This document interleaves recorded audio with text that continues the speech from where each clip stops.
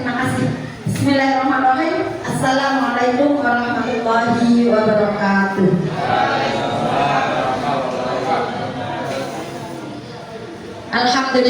Alhamdulillahilladzi arsala rasulahu bil huda wa dinil haq liyudhhirahu 'ala dini kullihi wa law kana kafirun. Asyhadu an la ilaha illallah wa asyhadu anna Muhammadan abduhu wa rasuluh. Yang saya hormati Bapak Ibu Dewan Guru SDN 4 Brondong. Pertama, alhamdulillah kita bisa berkumpul di tempat kelas 1 ini guna mengikuti kegiatan saya sebagai calon guru penggerak angkatan 11 untuk menyampaikan diseminasi aksi nyata modul 1.4 tentang budaya positif.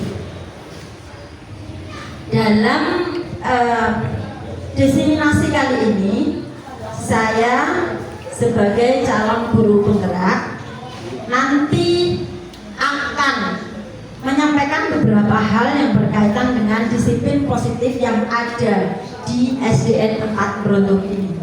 Oleh karena itu, sebelum kita mulai, marilah kita buka dengan bacaan basmalah bersama-sama. Bapak Ibu dan guru yang berbahagia, saya melakukan atau mengikuti kegiatan calon guru penggerak ini sudah hampir bulan ketiga. Bulan kedua sudah selesai, sudah mau menuju bulan ketiga, yaitu materi disiplin positif. Nah, disiplin positif ini dalam pernyataan seperti yang ada di dalam materi kami, saya melakukan pembelajaran ini selalu menggunakan daring, selalu mandiri, belajar mandiri. Yang diberi fasilitator sebagai fasilitator adalah Bapak Mr. Aziz dari Jember. Orangnya hanya kita bertemu 10 hari satu kali. Saya melakukannya, grup saya atau kelompok saya, setiap fasilitator itu 2 kelompok, satu kelompok 5 orang. Jadi 10 orang diberi fasilitator 1. Dan pertemuan Zoom kita hanya 10 hari itu cuma 2 kali. Jangan salah, CGP tidak Zoom terus. Yang penting kita belajar mandiri, itu yang penting. Hanya yuk setelah saya jangan ikut semua. Yang kedua, Bapak Amri ini adalah pengajar praktek. Kebetulan beliaunya seorang guru SMK Negeri 1 Brondong, orang Gresik. Oke Bapak Ibu Guru, sebelumnya saya menyampaikan tujuan aksi nyata yang akan saya sampaikan ini adalah yang pertama, CGP dapat menyampaikan pembelajaran dari penerapan konsep inti dari modul budaya positif serta pemahaman mereka mengenai konsep-konsep inti dalam budaya positif. Saderenge kula nyuwun pendapat Bapak Ibu. Apa itu pengertian? Apa itu praktek? Monggo. Menurut jenengan, budaya positif itu yang jenengan sudah atau belum lakukan itu apa? Monggo. Siapa yang berkenan untuk Pak Vicky, mic-nya nanti berjalan ya, bisa menyampaikan pengertian atau yang sudah jenengan ketahui. Sebenarnya budaya positif yang akan kita atau yang sudah kita laksanakan di SD 4 itu bagaimana? Apakah sudah jenengan lakukan atau tidak? Monggo saya beri kesempatan untuk Pak Vicky duluan, oke, yang sudah memegang mic. Nanti bisa, nggak usah banyak-banyak, cukup 2 atau 3 saja yang bisa menyampaikan pendapat. Monggo Pak Vicky. Oke, terima kasih. Kalau kita lihat dari pengertian katanya, budaya itu kebiasaan positif itu baik. Jadi menurut kami, dan menurut saya budaya positif itu adalah kebiasaan baik. Terima kasih. Terima kasih Pak Vicky. Bisa disampaikan yang lain, contoh dari budaya positif itu apa? Monggo. Ya, oke, Pak Agus. Juli. Kalau contohnya itu membuat murid merasa nyaman, aman dan senang. Contohnya, contoh Bagaimana budaya. cara yang sebenarnya membuat anak itu aman, nyaman, itu dengan cara apa? Nah, kita bisa menghindari dari masalah bullying. Bullying. Nah, untuk kita apa itu pantau anaknya itu bagaimana aktivitas sehari-harinya. Untuk melalui kekerasan itu kita mencegah itu bagaimana caranya? Dengan bagaimana di kelas 6? Kalau di kelas saya kita next pengarana, kalau bullying nanti akibatnya akan seperti ini. Seperti itu. Terakhir, saya minta yang ibu-ibu. Terakhir, monggo. Budaya contoh, budaya positif yang real yang sudah ada di SD kita. Budaya kebiasaan positif secara tinggi. Secara penelitian, nah, monggo, mulai. Kalau saya simpel saja Bu. Yang penting itu apa ya, masuk ke dalam karakter anak, yaitu salam, sapa, jadi salam setiap pagi bersalaman dengan Nah, betul. Contoh recall yang sudah kita lakukan ya. dan kemudian pamit gitu. Anak-anak sering keluar masuk kelas itu serasa kurang memiliki kelasnya. Jadi ada pun bapak ibu guru ataupun tidak ada itu biasa. Dan yang kita biasakan ringan sekali berpamitan atau meminta izin untuk melakukan sesuatu ketika keluar ataupun masuk Ya, kelas. terima kasih tepuk tangan untuk kita semuanya. Sebenarnya sudah banyak sekali yang kita lakukan di SDN 4 ini tentang budaya positif. Yang pertama seperti yang disampaikan budaya tadi, Jonggo Legol itu adalah salah satu budaya positif yang sangat luar biasa bagi kita seorang pendidik. Kita di sekolah disambut dengan senyuman, assalamualaikum, itu adalah sangat luar biasa bagi kita. Yang kedua, baris di depan kelas ketika kita mau masuk kelas. Apalagi kita diawali dengan tahfidz, dengan membaca Al-Quran sebelum kita melakukan aktivitas. Belum, masih banyak lagi terutama wali kelas yang sudah membiasakan budaya positif yang ada di kelas masing-masing. Itu contoh yang sangat banyak yang ada di SDN 4 Merondong. Nah, salah satu yang akan 4, 8, 6 1, 2, 3, 4, 5, 6, 7 konsep inti budaya positif akan saya bahas dalam pertemuan diseminasi ini. Yang pertama, perubahan paradigma belajar. Yang kedua, disiplin positif. Yang ketiga, motivasi perilaku manusia. Yang keempat, kebutuhan dasar manusia. Yang kelima, ada posisi kontrol restitusi. Nanti kita akan bahas satu persatu. Keenam, keyakinan kelas. Terakhir, segitiga restitusi. Semuanya ini nanti kita akan bisa laksanakan secara satu persatu, terutama di dalam kelas, terutama yang berkaitan dengan pembelajaran, di mana pembelajaran sekarang kita itu sekarang adalah yang terfokus pada murid, berorientasi pada murid.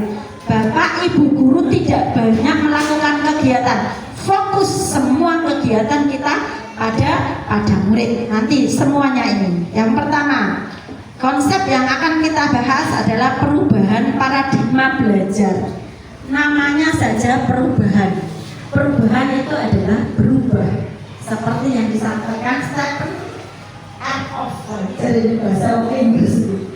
Prinsipal center leadership 1991 mengatakan bahwa bila kita ingin membuat kemajuan, perlahan sedikit demi sedikit ubahlah sikap atau perilaku Anda. Namun bila kita ingin memperbaiki cara-cara utama kita, maka kita perlu mengubah kerangka acuan kita. Ubahlah bagaimana Anda melihat dunia, bagaimana Anda berpikir tentang manusia. Ubahlah paradigma Anda, skema pemahaman, dan menjelaskan penjelasan aspek-aspek tertentu tentang realitas. Di sini kita itu merubah paradigma lama yang biasa kita lakukan. Insya Allah di SDN 4 Brondong, SDN 4 Brondong ini sudah tidak ada paradigma lama. Semuanya sudah menggunakan paradigma baru. Yang pertama, yang kata ditampilkan Stephen R. Covey ini mengatakan bahwa kalau kita ingin melakukan sebuah kemajuan, sebuah perubahan, maka kita harus merubah. Merubah yang pertama yaitu tidak bisa langsung semuanya kita rubah, harus sedikit demi sedikit. Pola pikir kita, perilaku kita dulu banget. Mungkin kita tidak bisa melaksanakan praktik dengan jam 6.30 karena kita ingin melakukan perubahan di SDN 4, yaitu ingin menjadikan sekolah yang bernuansa madrasah.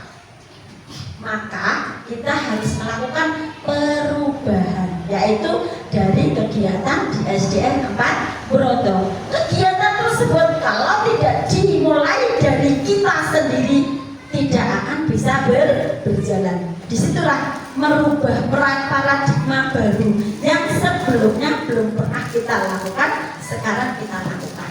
Itu yang pertama. Sebelum itu kita juga dalam perubahan paradigma ada namanya teori kontrol, di mana kita harus ada pengontrol untuk melakukan kegiatan tersebut. Kata William Glasser sama saja menyatakan bahwa semua perilaku memiliki tujuan, bahkan terhadap perilaku yang tidak disukai. Sebagai contoh, guru tidak bisa memaksa murid untuk melakukan sesuatu jika murid tersebut sudah memilih untuk tidak melakukan. Walaupun tampaknya guru sedang mengontrol perilaku murid, ini terjadi karena murid mengizinkan dirinya dikontrol.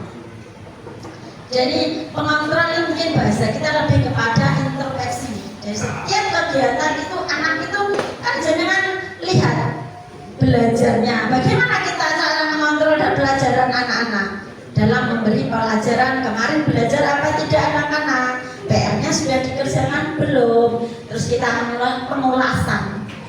Itu salah satu tugas kita sebagai guru. Jadi tapi murid juga tidak bisa kita paksa kalau kita mau memberi melakukan introspeksi atau pengontrolan tersebut, karena dia sudah memilih ini. Kita paksa untuk melakukan A, tidak akan bisa. Itu teori kontrol menurut William Glasser. Di sini ada beberapa penilaian kebajikan yang dalam pembelajaran kita kali ini sebenarnya ada 5. Ini hanya saya cuplik saja. Pertama, profil pelajar Pancasila yang sangat kita gaungkan di kurikulum Merdeka ini. Kalau kita nggak hafal apa saja sih profil pelajar Pancasila, kita akan nyanyikan bersama-sama. Bisa kita nyanyi bersama-sama teori supaya kita hafal. Lagunya familiar ya Bapak-bapak? Sama-sama ya.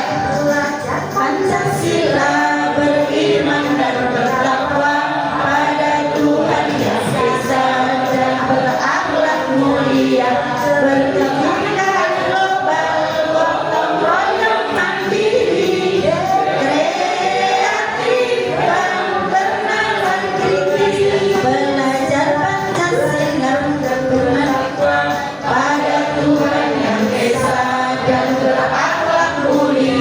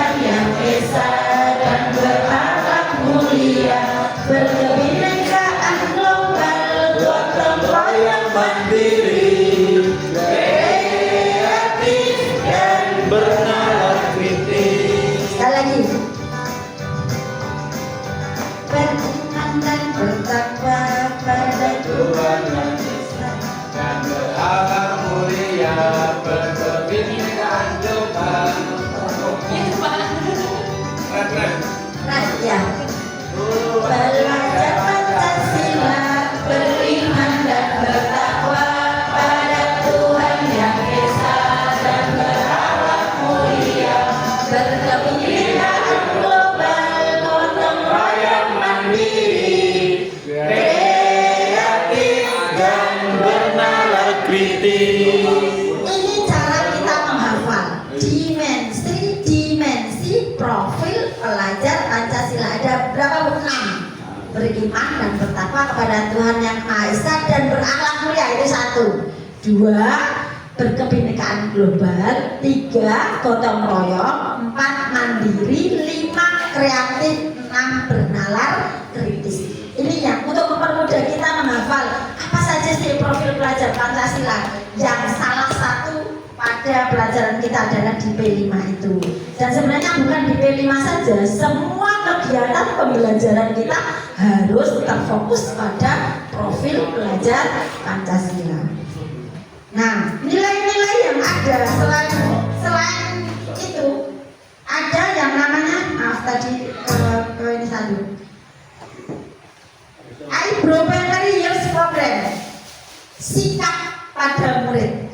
Di antaranya rasa hormat, integritas, mandiri, menghargai, antusias, empati, keingintahuan, kreativitas, kerjasama. Semua sifat yang positif harus kita terapkan kepada murid. Nah, kecil ada 9 pilar karakter Indonesia Foundation. Cinta karena Tuhan dan segenap cinta ciptaannya, kemandirian, tanggung jawab, kejujuran, amanah, hormat dan santun, dermawan, suka menolong, gotong royong. Ini istilah-istilah yang ada pada penilaian atau nilai-nilai kebaikan universal yang ada pada disiplin positif yang akan kita lakukan atau yang sudah kita lakukan. Ada lagi istilahnya petunjuk seumur hidup dan keterampilan hidup. Keterampilan hidup diantaranya apa? Dapat dipercaya, lurus hati, pendengar yang aktif, tidak mendengarkan orang lain, memberikan yang terbaik pada diri. Petunjuk hidup peduli, penalaran, bekerja sama, keberanian, keingintahuan, usaha, kelulusan, fleksibilitas, berorganisasi. Ini lebih kepada bagaimana kita bersama orang lain, hidup peduli dengan orang lain. Nah, di situ paradigma karakter positif atau yang disebut tadi nilai-nilai kebajikan universal itu kita lakukan contoh pada respon pendekatan teori kontrol. Biasanya stimulus apa Bapak Ibu? Rangsangan. Anak-anak itu biasanya kalau kita menjelaskan pelajaran butuhkan rangsangan. Anak kalau kita langsung fokus pada materi matematika, ayo anak materi perkalian, anak-anak tertarik enggak? Sekarang sekali pasti alasan masih fokus bermain, masih fokus belum sarapan bu dan lain-lain. Kita harus memberi rangsangan kepada anak supaya anak itu tertarik kepada kita. Enak nggak kalau kita nggak disenangi murid? Arti bukan disenangi kita sudah menyampaikan tapi anak-anak bermain sendiri kan nggak kita juga nggak nyaman dalam pembelajaran di dalam kelas ini. Stimulus respon yang harus kita lakukan. Nah, bagaimana teori kontrolnya? 1. Kebutuhan kita sama. Semuanya itu kebutuhan kita sama. Bagaimana kita cara mengontrolnya? Bahwa kebutuhan kita itu berbeda-beda. Dalam pikiran kita untuk mengontrol anak itu, pikiran kita harus sampai anak itu disamakan, tidak boleh. Anak ini harus bisa buah-buahan semua. Nggak bisa kita samakan. Padahal dia lebih, saya punya contoh di rumah itu. Dia itu aslinya cerdas. Ketika saya ini santri tahfidz, ketika saya suruh menghafal dia membacanya itu sulit banget. Tapi ketika dia ayo hafalkan surat ini, yang masalah contoh di dalam kebetulan sudah di Al-Baqarah, sudah juz 1. Kalau saya ini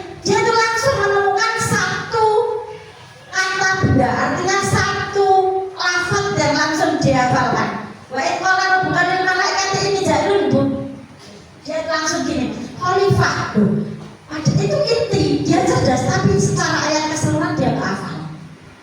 Itu anak tidak boleh kita samakan.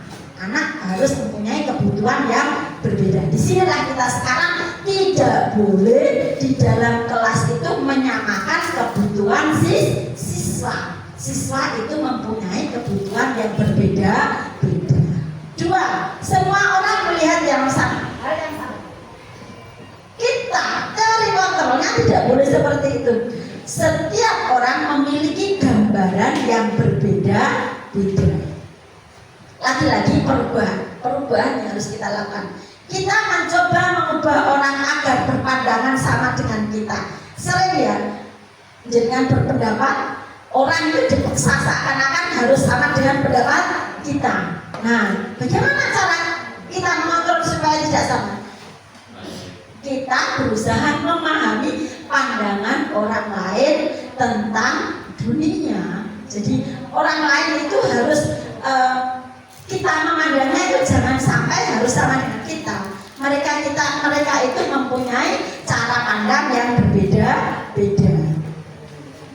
Perilaku buruk dilihat sebagai suatu kesalahan.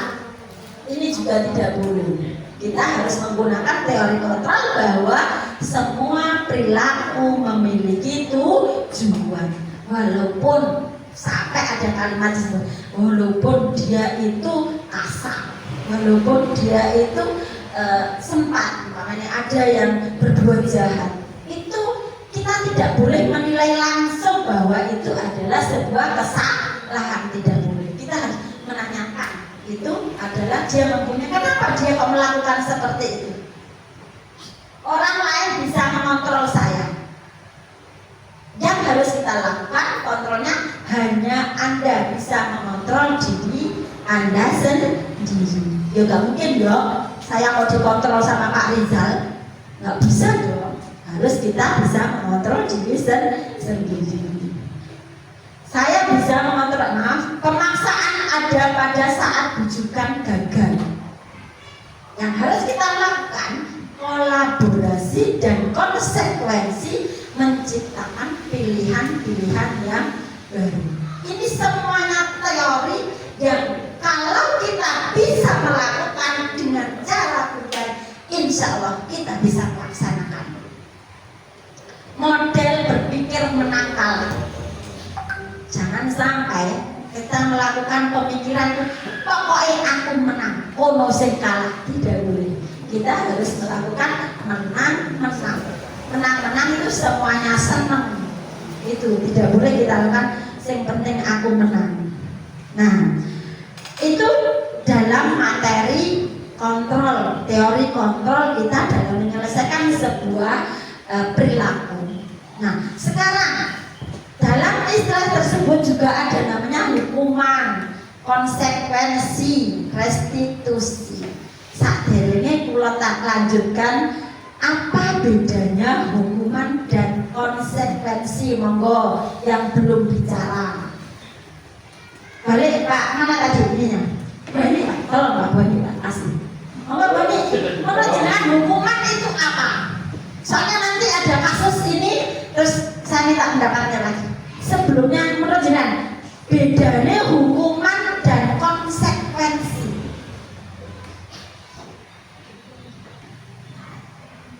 Monggo. Halo.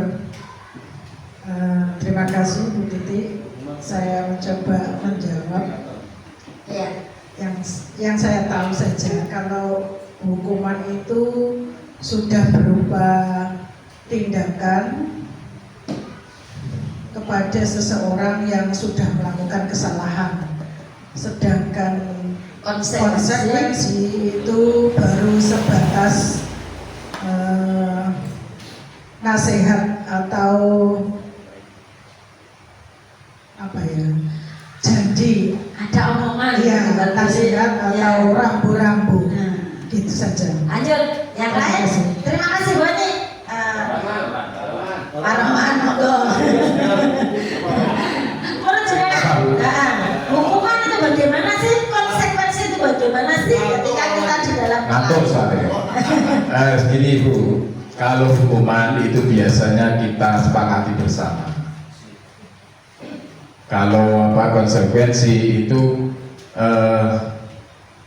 anak-anak pada waktu itu melaksanakan apa kita beri secara langsung gitu. Nah, kebalik. Kalau yang konsekuensi kita bicarakan bersama. Kalau hukuman langsung. Maksudnya Parman seperti itu. Ya. Jadi ada semacam benar. Kalau hukuman itu langsung kita seumpama Pak Rizal itu sudah melakukan kesalahan dan Pak Rizal itu tidak tahu kalau itu akan dihukum langsung Bu Titik suruh push up di depan. Anggap saja Pak Rizal kelas 6 ya. Ini salah satunya kan bisa menyakiti dan Pak Rizal tidak tahu. Pak Rizal tidak tahu bahwa dia akan disuruh push up. Itu hanya satu arah. Bagaimana dengan konsekuensi? Konsekuensi itu anak tersebut sudah tahu kesalahan dan sudah pernah dibicarakan. Semacam sudah ada anak-anak. Nah nanti ada semacam ada keyakinan kelas itu. Jadi setiap tahun di tahun pembelajaran atau semester mesti kan membuat keyakinan kelas atau kesepakatan bersama kan, wali kelas terutama. Masuk tepat waktu, piket bersama-sama. Kalau di bawahnya, jika tidak melakukan piket harus dilaksanakan. Anak sudah tahu akibatnya nanti ketika saya tidak melakukan hal yang harus saya lakukan. Jadi itu tadi loh, konsekuensi itu sudah tahu, sudah dibicarakan bersama.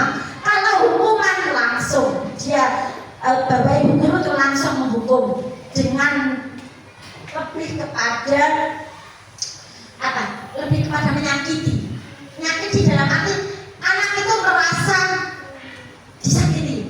Baik itu hanya sebuah kalimat, ayo tulis atau ayo memutar 10 kali karena kamu tidak sholat atau kamu karena tidak masuk pagi jam 7. Nah itu sudah secara langsung mereka nggak tahu kalau tidak ini. Tapi kalau konsekuensi mereka sudah tahu apa yang harus dia lakukan itu. Nah sekarang ada kasus Bapak Ibu, ini kasus yang saya minta ada soalnya atau ada semacam pemantik untuk dijawab. Iva kurang menguasai pelajaran matematika sehingga pada saat pelajaran tersebut berlangsung dia lebih banyak berdiam diri atau menggambar di buku pelajaran. Dengan sering ya, nama ada yang menggambar. Pada saat guru matematikanya Pak Seno menanyakan pertanyaan, Iva menjadi gugup dan tak sengaja menjatuhkan tasnya dari kursi serta tiba-tiba menjadi gagap pada saat berupaya menjawab. Seluruh kelas pun tertawa melihat perilaku Iva yang berbicara tergagap dan terkejut tersebut. Pak Seno pada saat itu membiarkan teman-temannya yang menertawakan Iva menertawakan Iva yang tergagap dan malu luar biasa, dan malahan minta Iva untuk maju ke depan dan berdiri di depan kelas sambil menunjuk hidungnya karena tidak bisa menjawab pertanyaan Pak Seno. Kelas makin gaduh dan anak-anak pun tertawa melihat Iva di depan kelas memakan ujung hidungnya. Jadi disuruh begini ya sama Pak Seno. Itu guru zaman dulu ya, sekarang nggak bisa. Sekarang pertanyaan pemantiknya, apakah Anda setuju dengan tindakan Pak Seno terhadap Iva? Mengapa? Kalau jangan setuju atau tidak, mengapa? Menurut Anda, tindakan Pak Seno terhadap Iva adalah sebuah hukuman atau konsekuensi? Mengapa? Monggo yang belum berbicara. Benar. Ayo urut aja. Semuanya nanti akan berbicara, masih panjang waktunya. Ayo Sandi mau Sandi. Iya, tidak ada kalimat yang salah dalam jawab. Ngomong Sandi. Ya. Untuk yang pertama, apakah Anda setuju dengan tindakan Pak Seno terhadap IVA? Jawaban saya tidak. Mengapa? Karena Pak Seno langsung memberikan hukumannya kepada bukan memberikan hukuman, maksudnya langsung ya langsung ke anak itu, akhirnya anak itu menjadi malu dan itu kesannya membuli anak juga. Kemudian yang kedua, menurut Anda tindakan Pak Seno terhadap IVA sebuah hukuman atau konsekuensi? Itu termasuk hukuman karena tidak ada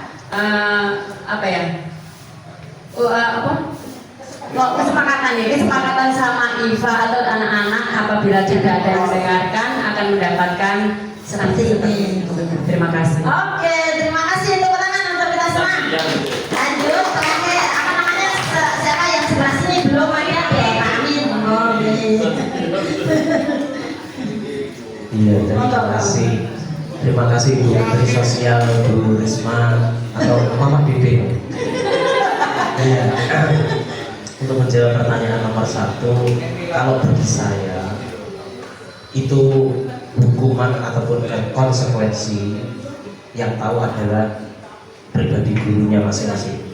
Jadi guru harus tahu karakter anak ini, seumpama dikasih hukuman atau konsekuensi itu siap nggak atau dia itu malah nanti minder. Nah, itu sebenarnya gurunya sendiri yang tahu. Ini ada dalam pembelajaran sosial dan emosional. Ya. Nomor 2, menurut saya ini adalah sebuah hukuman, bukan konsekuensi. Karena hukuman itu apa? Tindakan secara langsung, praktek nyata. Sedangkan konsekuensi itu adalah kesepakatan bersama. Menurut saya seperti itu. Oke, terima kasih Pak Amin. Tepuk tangan dong. Nah, sudah cukup Pak ini, betul. Lagi-lagi kita berpendapat itu tidak ada yang salah. Semuanya adalah bisa kita bicarakan bersama. Jadi kalau tadi sudah melaksanakan, Pak Seno melaksanakan itu tadi kan anak langsung sudah menjatuhkan bahasa kita masuk bully juga, anak di depan kelas langsung itu, tapi teman-temannya malah menertawakan. Jadi itu yang tidak boleh kita lakukan pada anak. Nah, apakah ini hukuman atau sebuah konsekuensi? 1, Eno datang terlambat ke sekolah sekitar 20 menit. Pak Hasan marah sekali sebab Eno sudah sering terlambat. Hukuman apa konsekuensi?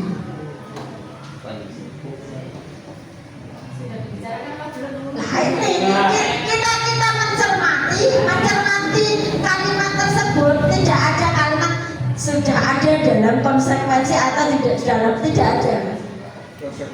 Menurut jenengan, Eno datang terlambat ke sekolah sekitar 20 menit. Terlambat itu 20 menit.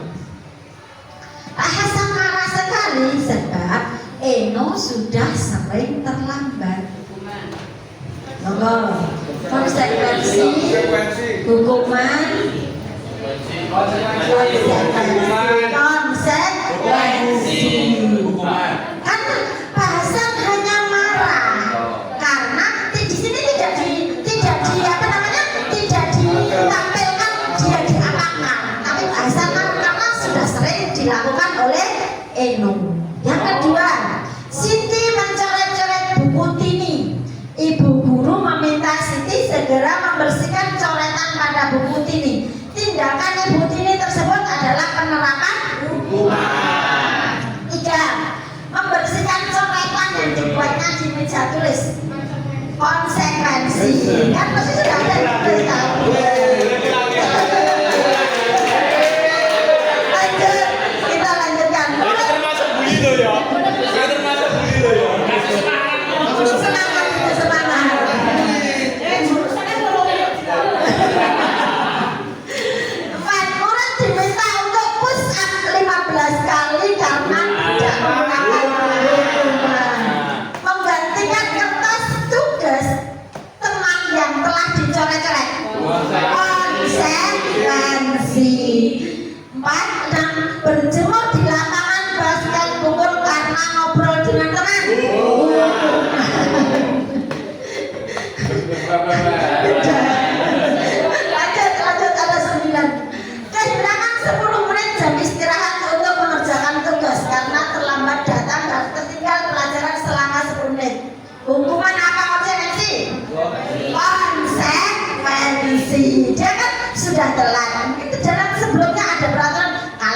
tidak ini harus mengganti jam setelahnya.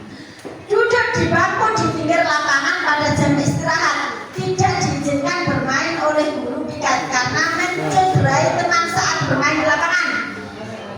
Ayo, coba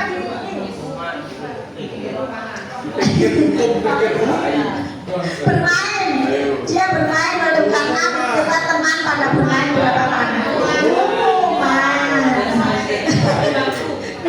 Terlambat aja di pembelajaran daring 15 menit dan diminta untuk 15 hampir sama ya, apa? Usai itu pas ketinggalan pembelajaran. Konsekuensi. Tepuk tangan untuk kita semua. Terima kasih Bapak Ibu, kita masuk materi kedua. Sudah paham deh? Jenengan nanti jangan sekali-kali kita memberi hukuman kepada siswa, tetapi lebih banyak pada konsekuensi dengan cara kita melakukan kesepakatan bersama. Oleh kita disiplin positif. Tujuan dari disiplin positif adalah menanamkan motivasi yang ketiga pada murid-murid kita, yaitu untuk menjadi orang yang mereka inginkan dan menghargai diri sendiri dengan nilai-nilai yang mereka percaya. Kata disiplin dimaknai menjadi sesuatu yang dilakukan seseorang pada orang lain untuk mendapatkan kepatuhan kita. Cenderung menghubungkan kata disiplin dengan ketidaknyamanan. Disiplin dalam teori pembelajaran kita biasanya itu lebih cenderung kepada kepatuhan dan ketidaknyamanan. Ada nggak? Jangan setuju nggak dengan kalimat terlalu disiplin? Ada nggak kalimat terlalu disiplin? Ada Bu. Ada. Jangan setuju nggak dengan kalimat tersebut? Menurut jenengan ini Pak. Siapa namanya tadi? Amin, tolong Amin. Kajian. Menurut jenengan tuh, ada orang sekolah kok terlalu disiplin. Oh, setuju nggak dengan kalimat terlalu disiplin? Ayo, minta. Sepakat. Terus semuanya tidak setuju dengan terlalu disiplin.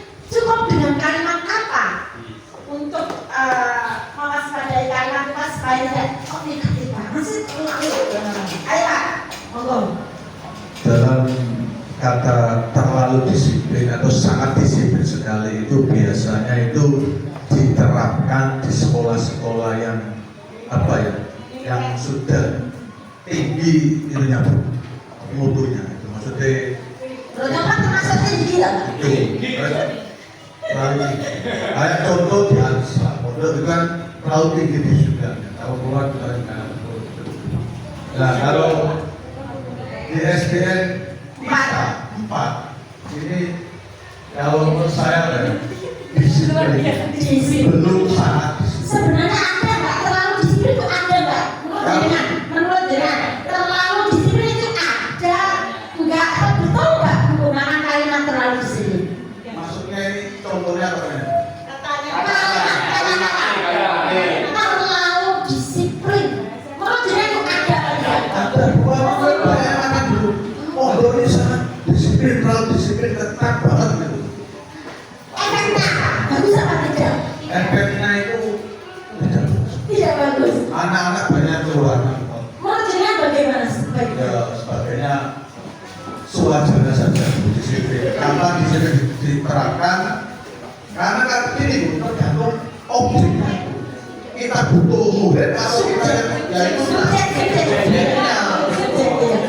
Kalau kita tidak butuh murid disiplin terapkan lalu harus itu. Oke, terima kasih untuk kami Saya masih lagi. Oke, terima kasih. Satu lagi yang perempuan.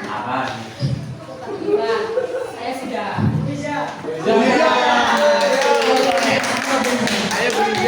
Menurut Bisa, disiplin itu bagaimana sih? Saya tanya, menurut jenengan disiplin itu sebenarnya bagaimana sih? Kita sebagai guru loh ya. Menurut saya Bu ya, disiplin itu tepat waktu.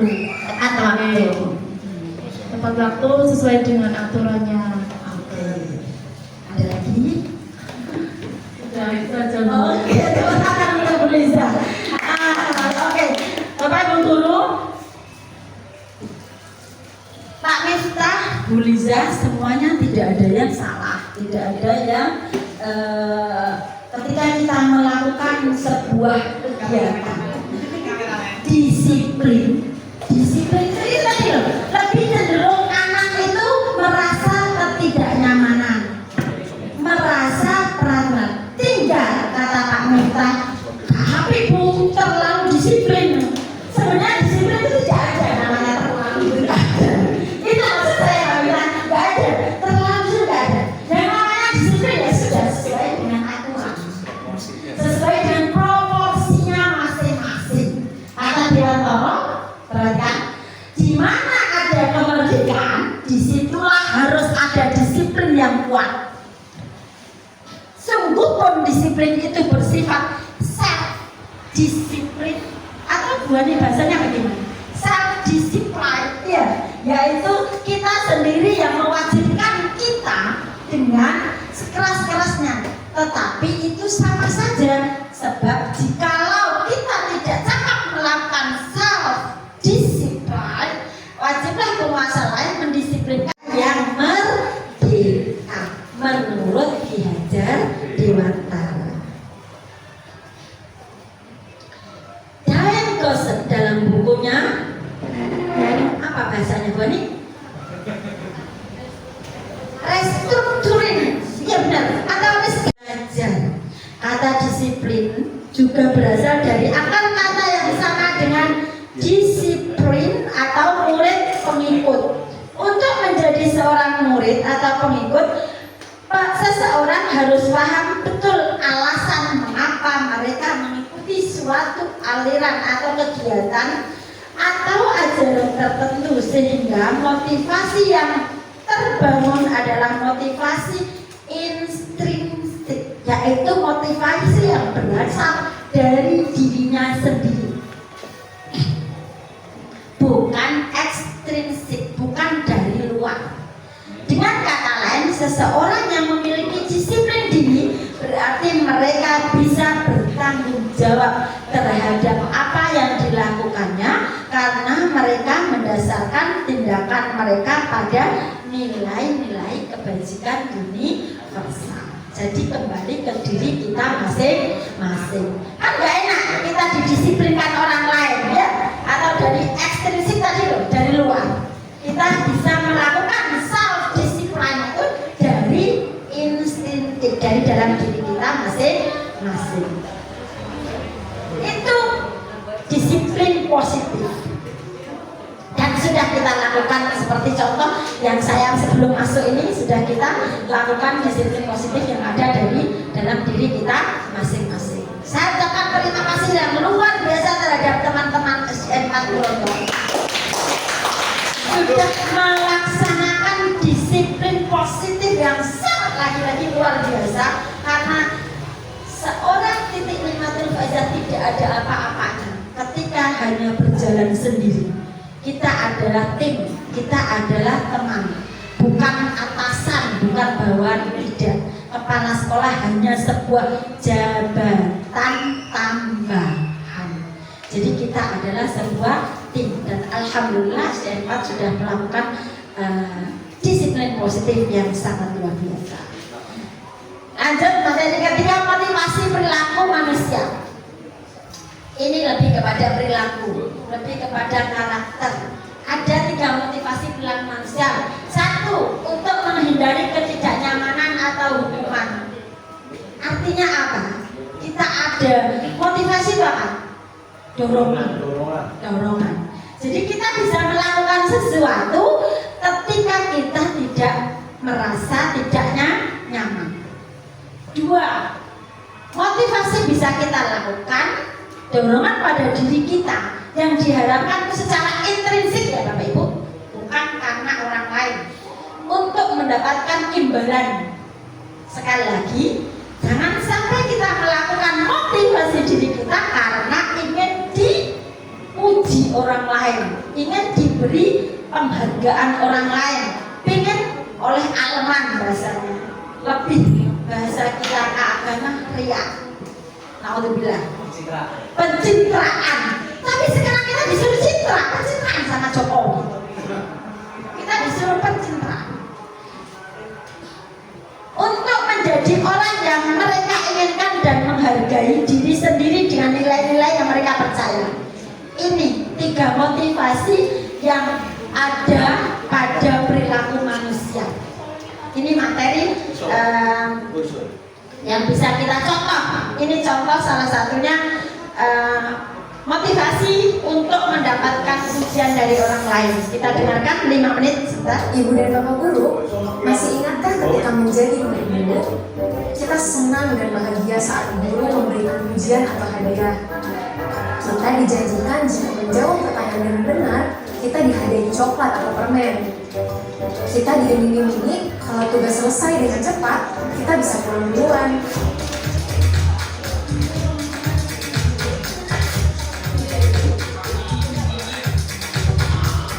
Terkadang kita memberikan hadiah atau pujian pada murid supaya mereka termotivasi dan semangat, supaya mereka rajin dan giat.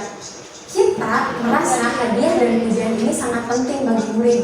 Tetapi, apakah hal itu sudah tepat dan sesuai dengan kebutuhan murid? Diane Gozen menjelaskan bahwa mendapatkan hadiah atau pujian dari orang lain bisa menjadi motivasi seseorang melakukan sesuatu. Gozen mengkategorikan ini sebagai motivasi perilaku murid level kedua, yaitu mendapatkan hadiah atau pujian. Di video sebelumnya sudah kita bahas motivasi perilaku murid level pertama, yaitu menghindari rasa sakit atau hukuman.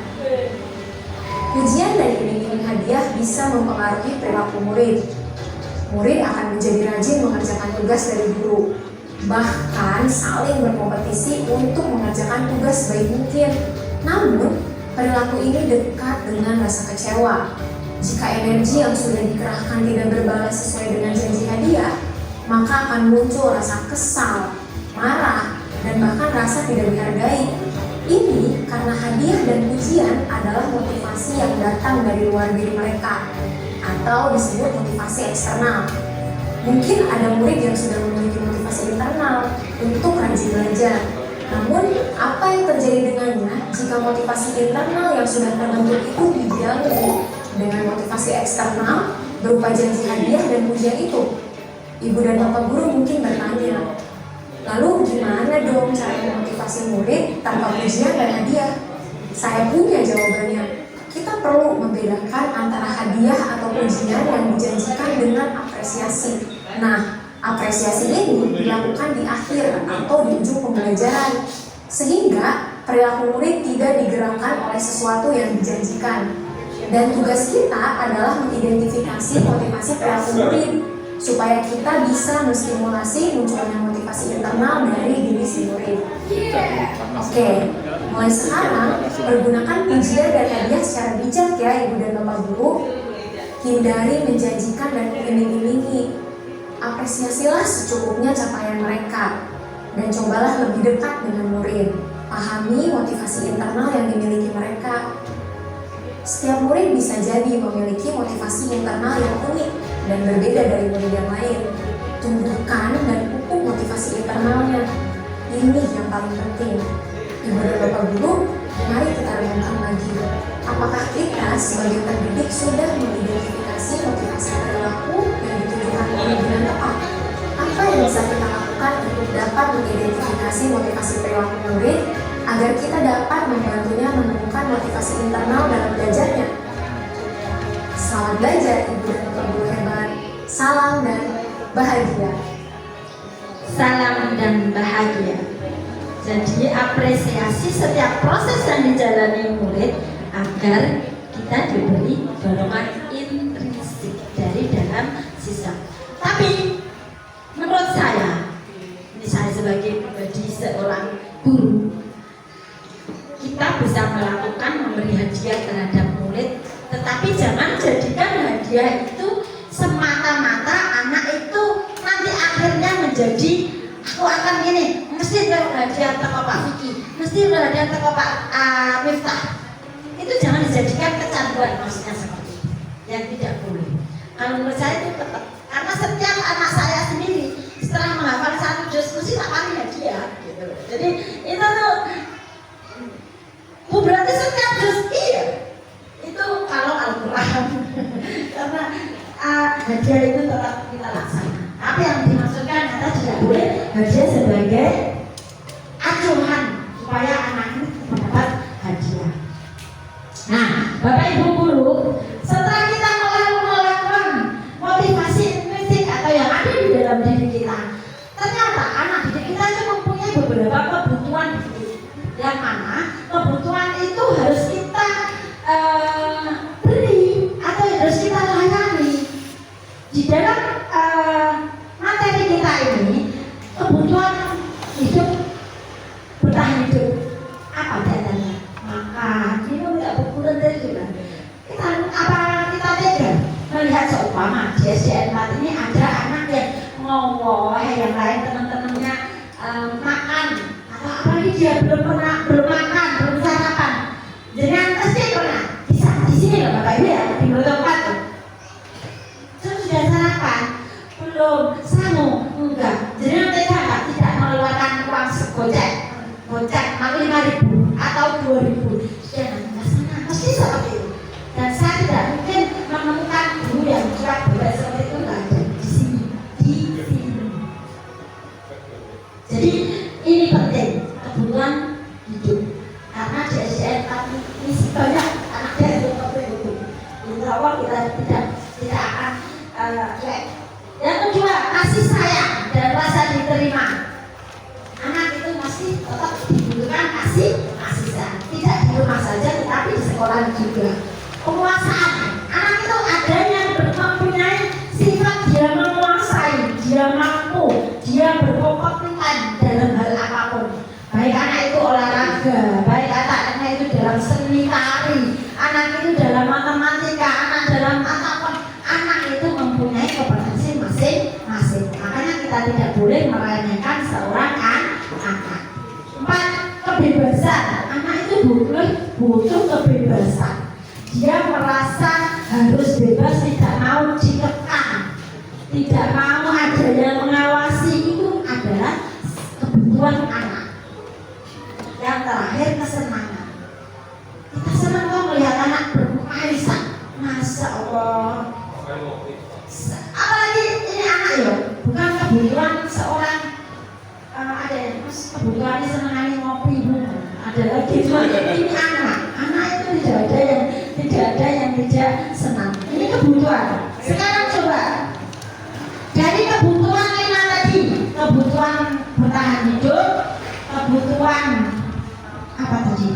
Kasih sayang, penguasaan, kebebasan, kesenangan. Sekarang coba kita bisa memetakan ini termasuk kebutuhannya apa pada anak.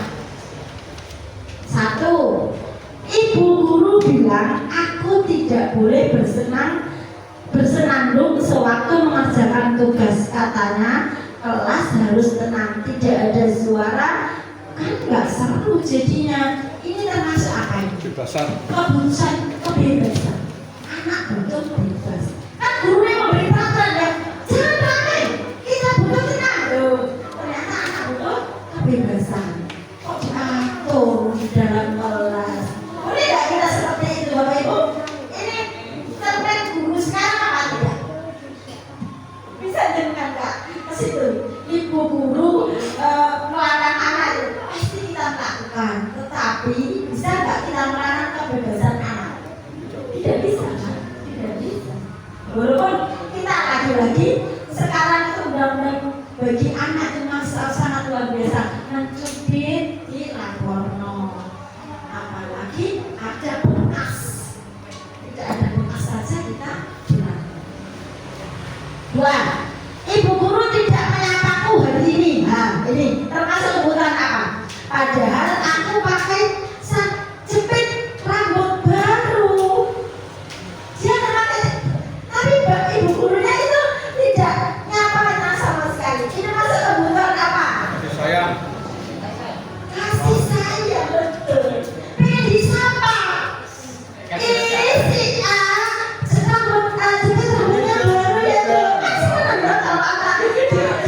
siapa?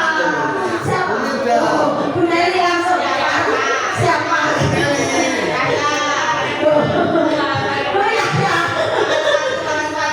Oh gitu. Itu anak itu kan sebetulnya yang baru ya. Iya Bu, saya bukan ibu kemarin di pasar atau di online. Tiga, aku sebel gambarku tidak rapi, malah ibu guru menunjukin ke teman-temanku di depan teman. Masuk akal? Dia merasa kalau gambarku ini bagus, tidak rapi.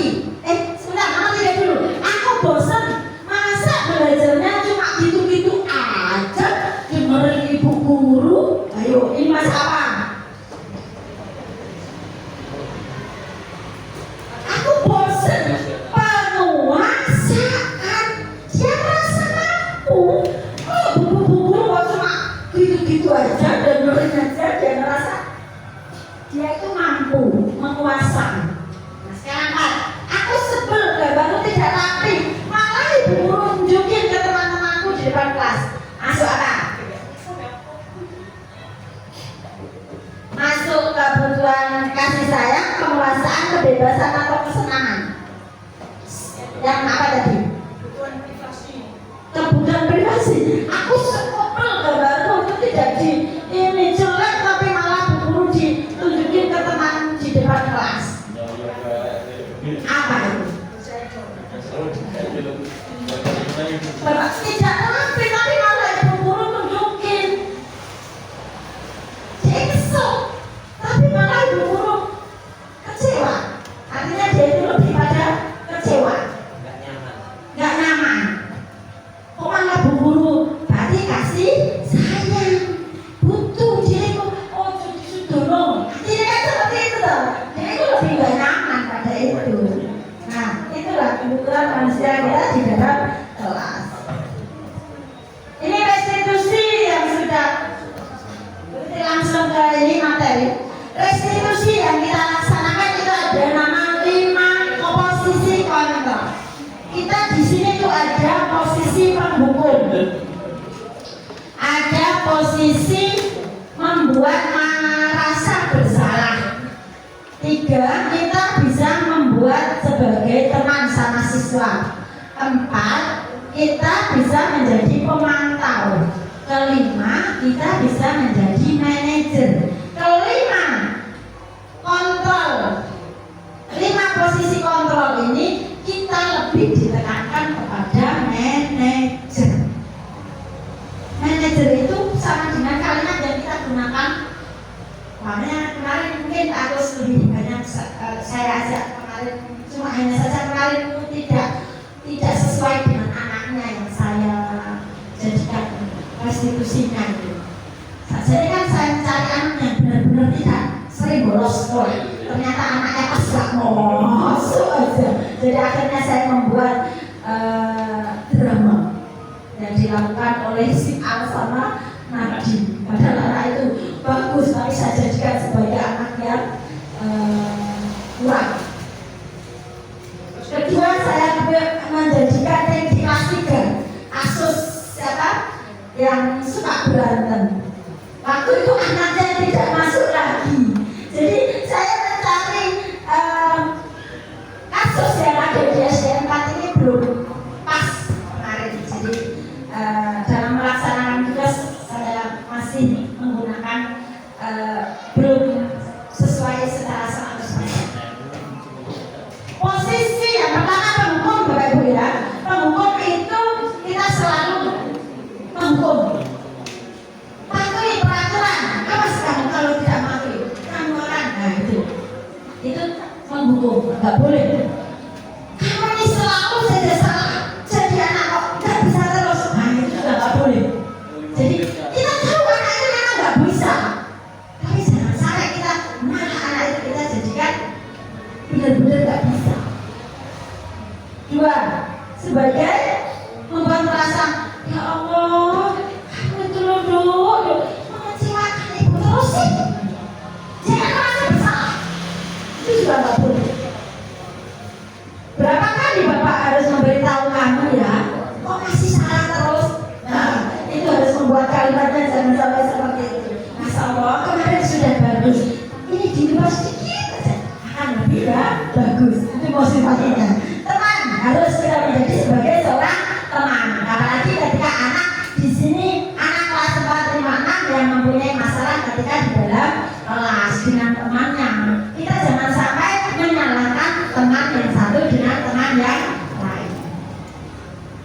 Yang keempat, pemantau. Kita selalu mengingatkan anak didik kita ketika kita memberi tugas. Jadi tidak harus kita los, tapi tetap kita memantau. Dan yang terbagus yang harus kita lakukan adalah sebagai manajer. Sebagai manajer itu kita ingatkan anak tersebut, kamu melakukan seperti ini boleh nggak di dalam kelas?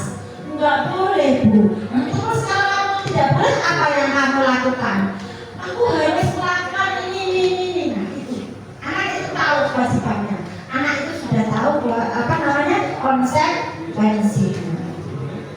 Nah ini hampir selesai. Keyakinan kelas kita lakukan, membuat keyakinan kelas itu kita gunakan di awal semester. Sekecil masalah pun kita buat permasalahan keyakinan di dalam kelas yang ada di dalam. Kenapa saya guru penggerak ini kok lebih kepada guru? Dan mohon maaf, guru kan penggerak seumpama tidak bisa melakukan perubahan di dalam sekolah, tidak. Yang harus dilakukan guru penggerak adalah di dalam kelas masing-masing. Mungkin saya lebih enak karena saya bisa melakukan secara keseluruhan, bisa melakukan perubahan secara keseluruhan karena saya sebagai kepala sekolah. Tetapi itu lebih mudah lagi ketika jenengan mengikuti guru penggerak semua. Jadi enak nanti guru. Yang wilayah, siap. Kalau Pak semuanya harus ikut ya. Yang penting sudah masuk ID belajar. Menggerakkan. Ini menteri akan menggerakkan betul ini. Salah satunya. Oke, kita masuk pada keyakinan kelas. Adalah nilai-nilai kebajikan universal yang disepakati secara tersirat dan tersurat, lepas dari latar belakang suku, negara, bahasa maupun agama. Jadi keyakinan kelas itu kita harus tulis atau tidak. Karena ada masyarakat dengan masih dalam kelas. Kemarin kita kan sudah membuat kesepakatan, bukan berada, tapi kan sudah ada kesepakatan secara tersirat. Tersirat itu berarti tidak ditulis, tetapi sudah kita sepakat di dalam kelas. Bersifat abstrak daripada peraturan, tetapi lebih rinci dan konkret. Seumpama di dalam kelas ini kita gunakan musola 1 jam. Anak tidak boleh memasukkan sepatu dalam kelas, harus dilepas. Itu kan masuk dalam kesepakatan kelas. Kalau memakai sepatu dalam kelas harus membersihkan. Jadi anak itu tahu yang masuk memakai sepatu berarti harus menyapu atau membersihkan. Itu masukkan dalam kesepakatan kelas atau keyakinan kelas.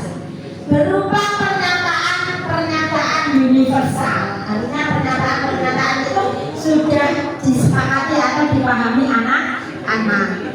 Senantiasa dibuat dalam bentuk mudah diingat dan dipahami. Jadi anak itu mudah, kalimatnya mudah dipahami juga. 4. Semua warga kelas hendaknya ikut berkontribusi dalam pembuatan keyakinan kelas lewat kegiatan curah pendapat. Mungkin yang lebih banyak bisa dikatakan kelas 4, 5, 6 bisa. 1, 2, 3 bisa nggak Bu? Kita libatkan juga wali murid. 1, 2, 3 belum bisa, tapi kita libatkan kepada wali murid. Ibu bisa kita di awal undang di awal pelajaran, atau kita buat grup bersama di dalam kelas, di dalam grup WA. Terakhir, bersedia meninjau kembali keyakinan kelas dari waktu ke waktu, atau lebih bisa dikenal dengan reflektif. Jadi setiap bulan kita adakan refleksi apa kelebihan kekurangan dari kegiatan kita yang ada di dalam keyakinan kelas kelas kemarin, patut nggak kita lanjutkan? Bu, nggak usah Bu, kemarin itu seperti ini. Bu, perlu kita lanjutkan kegiatan ini karena sudah bagus di mata masyarakat. Contoh, namanya kita punya kegiatan tahunan di Maulid Nabi, harus setiap tahun kita adakan Bu, karena ini termasuk salah satu kegiatan kita. Insya Allah kita akan berangkat ke Mekah bersama-sama dengan melakukan manasik haji setiap tahun di SDN 4. Itu sebuah refleksi setiap kegiatan kita. Begitu juga di dalam kelas. Contoh keyakinan kelas 1, setiap anggota kelas perlu belajar. Ya sudah pasti ya. Setiap anggota kelas perlu senang. Nggak boleh ada yang sedih. Ketika ada anak yang sedih, Ariza pasti kenapa? Aku lapar Bu. Nah, harus kita tangani, harus kita kasih layani. Anak itu lapar ternyata. Anak kelas perlu melakukan tugas. Jika tidak melakukan tugas, harus bla bla bla bla bla. Itu kita buat kesepakatan kelas sebelumnya.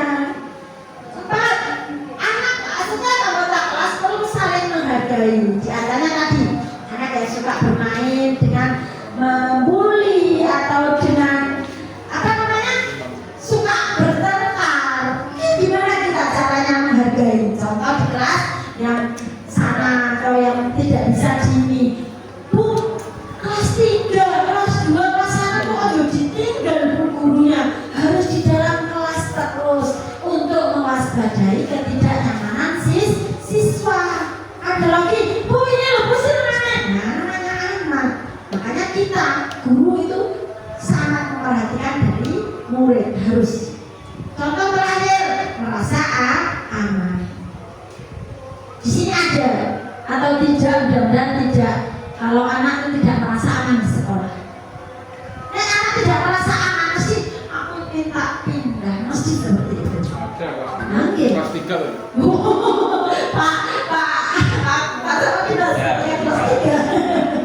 Karena tidak merasa aman. Berarti gurunya gimana caranya supaya anak tersebut menjadi aman. Contoh lagi, selalu bersikap positif. Ini contoh ya, contoh dari Zara pindah. nah ini segitiga restitusi terakhir, materi terakhir. Segitiga restitusi atau sebelum ini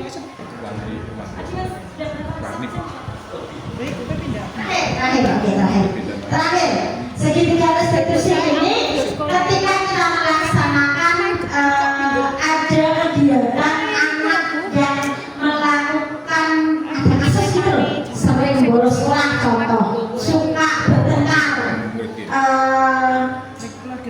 malah bahasa kasar itu harus kita lakukan bicaranya. Ada 3 tahap. 1,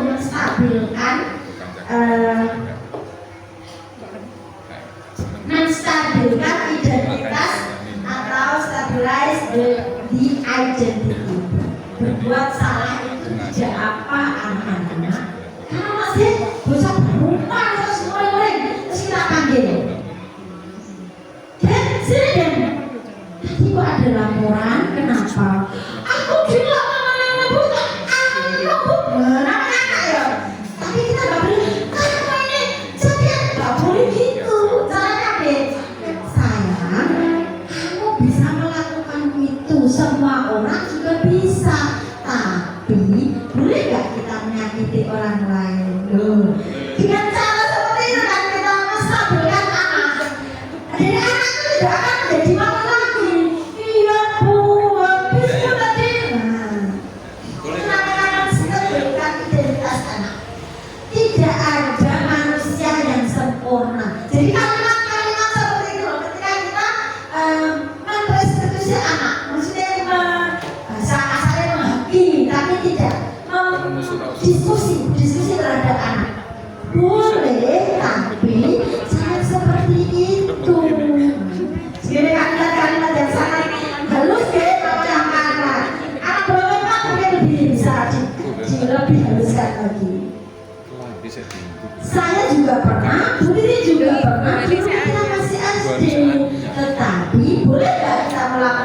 itu. Ada nggak kita di dalam kesepakatan kelas? Nah ini yang kedua, validasi tindakan yang salah. Anak itu setelah mengurutkan, padahal ada nggak apa yang kamu lakukan? Kenapa kamu lakukan? Ini validasi. Alasannya kamu kenapa sampai ngamuk? Ini kita tanyakan. Dia ternyata punya alasan. Dia punya alasan melakukan seperti itu. Pasti kita menghadapi anak itu pasti ada. Dan terakhir, ingatkan kepada keyakinan kelas. Boleh nggak kita melakukan itu di dalam kelas? Tidak, Bu. Kalau tidak boleh, apa yang kamu lakukan? Iya, saya akan minta maaf. Setelah minta maaf, besok lagi saya tidak akan mengulangi lagi. Nah, masih ulangi lagi? Nggak apa-apa.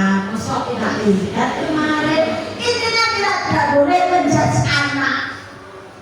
Kan boleh segini terus setiap hari? Nggak boleh. Sekali-kali sejelek-jelek anak tidak boleh kita judge, tidak boleh kita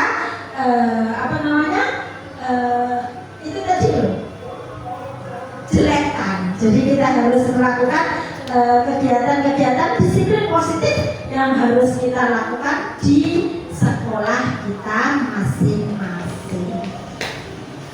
Mas, aku minta ini pendapatnya teman-teman langsung saja. Ya, teman minta suruh kita.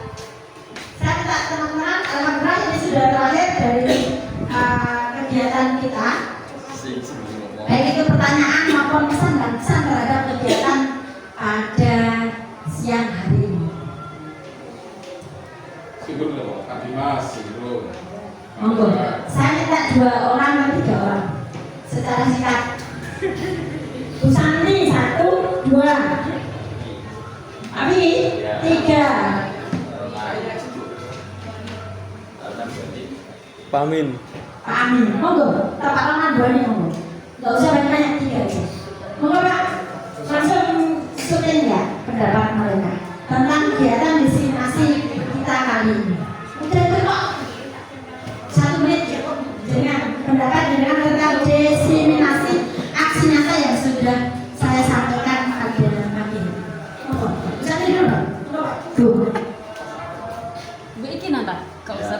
Ya, enak pakai ini. Assalamualaikum warahmatullahi wabarakatuh. Alhamdulillah, terima kasih kepada Bu Titi sudah memberikan pengetahuan tentang budaya positif di sekolah untuk Bapak Ibu guru di SDN 4 Brondong. Semoga setelah pemberian ilmu budaya positif nantinya akan bisa diterapkan di sekolah SDN 4 Brondong dengan baik oleh Bapak Ibu guru. Terima kasih Bu Titi. Assalamualaikum warahmatullahi wabarakatuh. Lanjut, siapa Pak?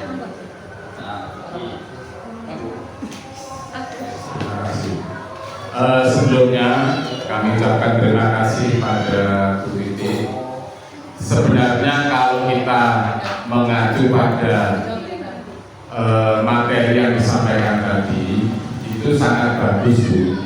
Tapi dulu pernah saya berkata bisa nggak kita terapkan di SD kita kayak yang anak-anak kita itu bermacam-macam kepribadian, bermacam-macam karakter anak, sehingga tadi kalau diterapkan benar-benar di SD kita itu sangat sip sekali, sangat bagus sekali. Tapi tadi sudah saya sampaikan, syukur-syukur bisa disampaikan di SD kita, karena kita itu SD kita itu sangat besar. Yang pertama, yang kedua, perbedaan karakter masing-masing anak. Terima kasih Bu. Pak Vicky. Amin Pak. Bapak. Ini bilang apa mulai yang begini? Apa sih Pak Tenan? Atau Pak minta monggo. Bilang apa mau tenan? Amin, Bapak Amin. Pak Amin persiapan mau menyampaikan ini. Ini minta kita minta waktu sebentar untuk Pak Amin.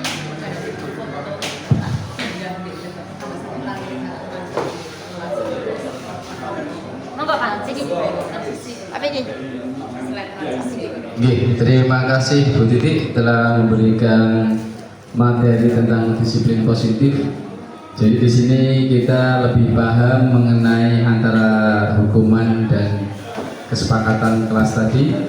Semoga kedepannya bisa kita terapkan bersama. Terima kasih. Assalamualaikum warahmatullahi wabarakatuh.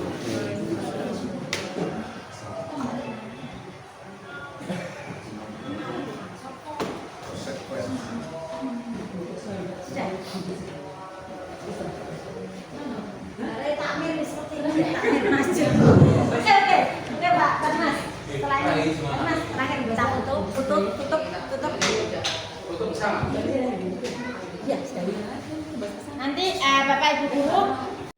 Oke, terima kasih Bapak Ibu Guru yang telah menyempatkan waktunya dalam mengikuti desiminasi aksi nyata 1.4 yang saya selenggarakan sebagai calon guru penggerak angkatan 11. Mudah-mudahan disiplin positif yang sudah saya sampaikan tadi bisa menjadi kebiasaan baik di SDN 4 ini mulai dari diri kita sendiri, sehingga nanti saya akan sudah bisa menggerakkan jenengan dan sak Brondong, sekecamatan Brondong akan saya gerakkan untuk melakukan segala sesuatu yang berkaitan dengan disiplin positif. Jazakumullah khairan. Yuk kita tutup dengan bacaan hamdalah. Alhamdulillahirobbilalamin. Subhanakallahumma bihamdik asyhadu an la ilaha illa anta astaghfiruka wa atubu ilaik. Mohon maaf. Assalamualaikum warahmatullahi wabarakatuh.